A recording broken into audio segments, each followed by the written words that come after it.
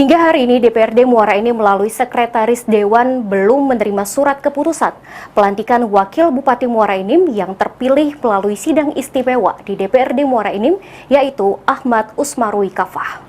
Selasa 6 September 2022. Beredarnya kabar pelantikan Wakil Bupati Muara Enim Ahmad Usmarwi Kafah yang diusung oleh DPRD Kabupaten Muara Enim di kalangan masyarakat, hingga kini diakui DPRD Muara Enim belum menerima pemberitahuan tersebut.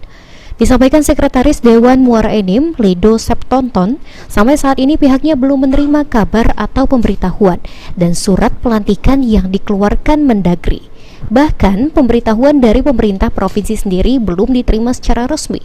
Walaupun pelantikan dilakukan langsung oleh Gubernur Sumatera Selatan, menurut Lido, dirinya dan anggota DPRD Muara Enim juga akan menerima surat tembusan atau SK pelantikan.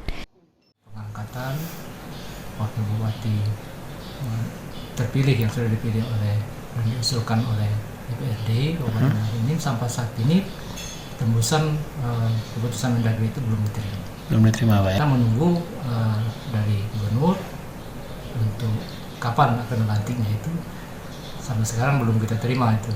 Oh, baik.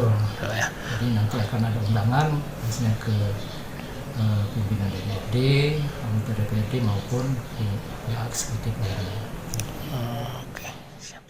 Sampai saat ini DPRD Muara Enim masih menunggu kabar dan kepastian atas keputusan pelantikan Wakil Bupati Muara Enim dari Kementerian Dalam Negeri dan Pemerintah Provinsi Sumatera Selatan.